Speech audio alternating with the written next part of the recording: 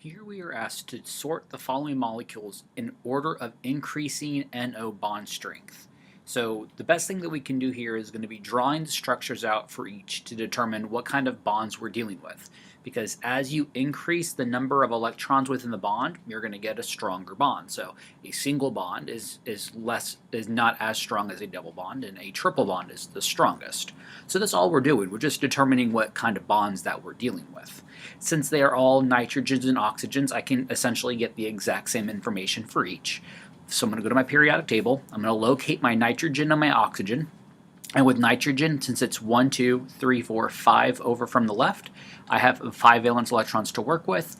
Oxygens are 6. I can also take a look at what my electronegativity values are. And the reason we need to do this is to determine what my central atoms are going to be. So my electronegativity for my nitrogen versus my electronegativity for my oxygen.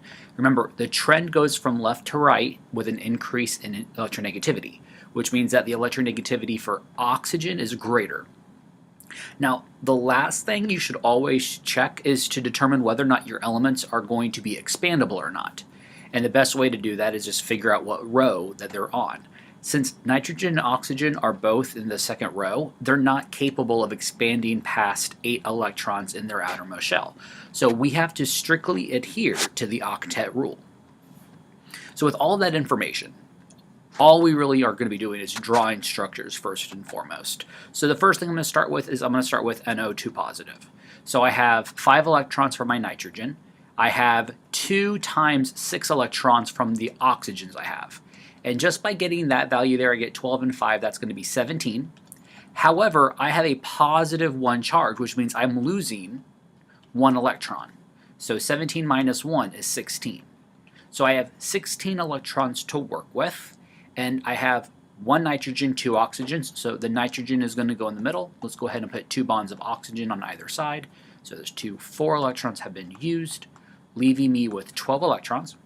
And once I do that, I start to fill in the atoms that are terminal with electrons. So my oxygens first. So 1, 2, 3, 4, 5, 6, 7, 8, 9, 10, 11, 12. So all of my terminal atoms are filled and all of my electrons have been used. So this is a problem here because all 3 of these elements in question or that are being used have to be octet filled, and my nitrogen in the middle is not. The best way for me to determine whether or not I have to, move anything around is to look for my formal charges. So since the oxygen on the left and the right are the same, if I calculate one formal charge, it'll be the same for both sides. So the formal charge for oxygen will be the valence number of 6 minus 1 single bond, or 2 bonded electrons divided by 2, plus 6 non-bonded electrons. So every oxygen has a formal charge of -1, which I'm going to label as the negative there. With nitrogen, I have a formal charge of valence number of 5 minus 2 bonds and nothing surrounding it. So what I have here is a positive 3 value for my formal charge for nitrogen. So 1, 2, and 3. Now, whenever you are making a Lewis structure or a Lewis diagram for an ion, it's best to put them in a square bracket and then remind yourself constantly what the charge is.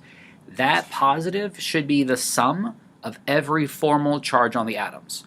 So my negative on oxygen plus 3 positives from nitrogen plus 1 negative from the other oxygen will be a grand total of positive 1. So all of my formal charges match to give me my overall charge that I should have. So I need to minimize my formal charges here. The best way that I can do this is by making double bonds from the oxygen. Because if I was to take a pair of electrons from the oxygen and make it and convert it into a double bond with nitrogen, I cancel out the negative from oxygen and one of the positives from nitrogen. And I'm going to do that twice on both sides. So the negatives are going to cancel.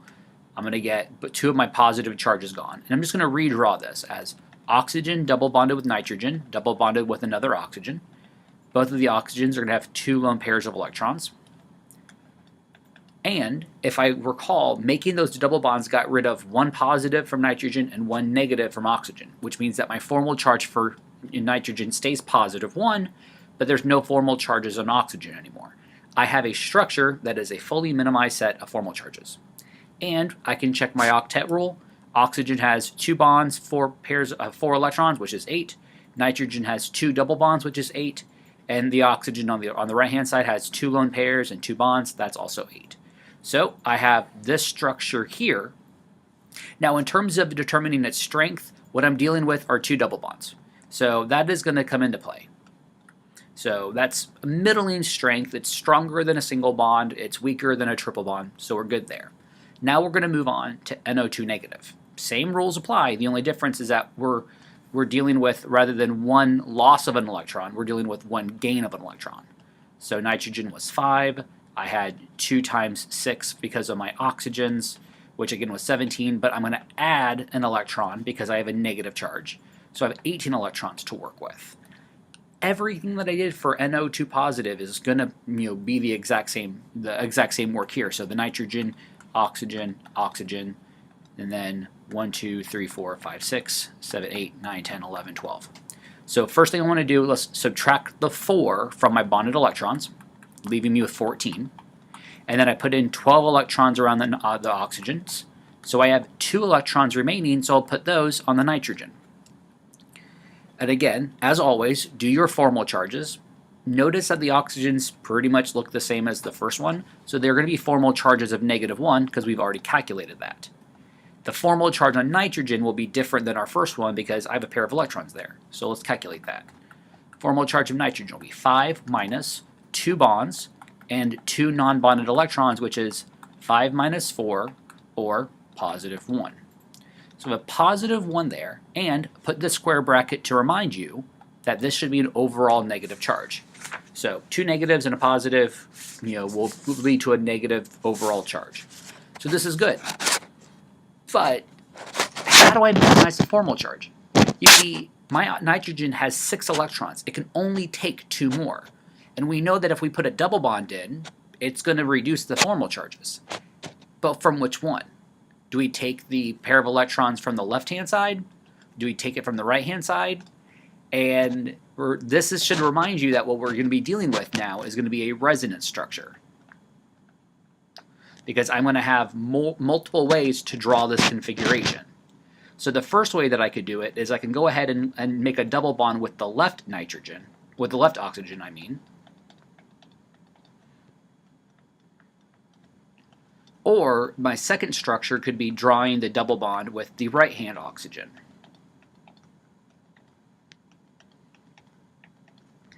Either way, my nitrogen is now going to have no formal charge. The oxygen with the double bond has a 0 formal charge, and my oxygen with the single bond has a negative formal charge, which means that all of my charges balance and I have these structures, and this is great. But now we have something interesting to deal with. This is the calculation for bond order. So we take a look at the nitrogen-oxygen bond, and we have to ask ourselves, how many occurrences do I have, and of what type of bond? So I have 2 occurrences of these bonds here. I have a single bond or a double bond. So if I was taking a look at this bond right here, this area, I have 2 bonds total. One of them is a single, and one of them is a double. Which I can just put this into numbers. A single is 1 plus a double is 2 divided by 2. So 3 over 2, or 1.5. So with 2 double bonds, my bond order for that nitrogen-oxygen bond was 2. For this, because I have a resonance structure, I have 2 structures to work with. So a single and a double divided by 2 is a bond order of 1.5. And since 1.5 is less than 2.0, I know that my NO2 negative is weaker than my NO2 positive. So remember, the larger that bond order is going to be, the stronger it'll be. So we've got 2 structures. We have the first relationship. Now we're going to go to our last structure, NO3 negative. So for NO3 negative, 1 nitrogen, and then for my oxygen, I have 3. That should be a 6 there. I have 3 of my oxygen, so that's 18, 19, 20, 21, 22, 23 electrons.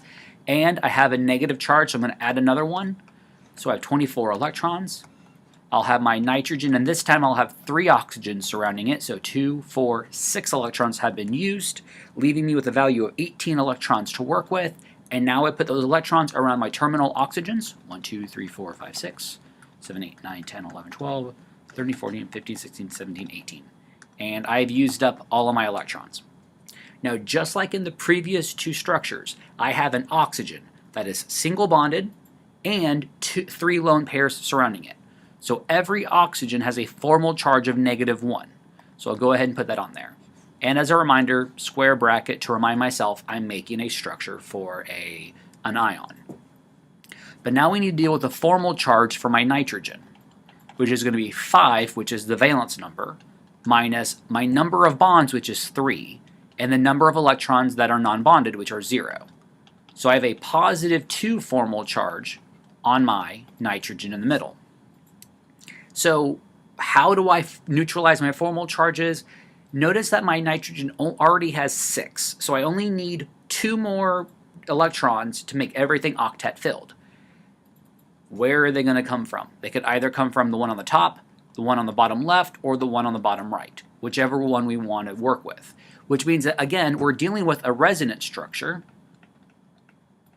And hopefully you should know that since I only need 1 double bond, but I have 3 places to get it from, I'll be making 3 structures.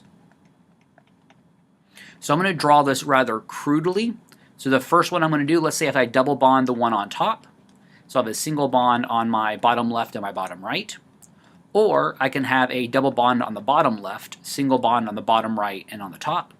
Or I could have a nitrogen with the double bond on the bottom right, single on the bottom left, and a single on top. And if you notice that if I go through it, I put in all of my electrons, every single atom that are in one of these structures are going to be octet filled. Now, in terms of minimizing the formal charges, the formal charge for nitrogen in the middle will not be a 0 value.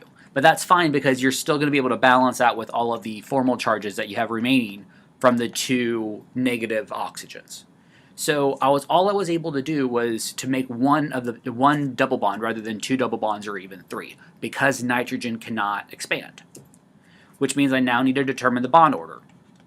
So for one of 3 potential bonds, I will have a single, and I'll have a double. Or 1 + 1 + 2 divided by 3, which is 4 divided by 3, which is 1 1/3, or 4/3, whatever you prefer. This is the smallest of my 3 bond orders. So when I'm asked to sort the following in increasing bond strength for NO, I know that my bond order of 1.3 is less than my bond order of 1.5, which is less than my bond order of 2. Or my NO3 negative is less than my NO2 negative, which is less than my NO2 positive. So this is my order in increasing nitrogen-oxygen bond strength. So the key to this is making sure that you are drawing your resonance structures and you're remembering your formula for your bond order. This is a lot of work that goes into it. You need to be able to draw these structures as quickly as you can in order to do these in an efficient amount of time.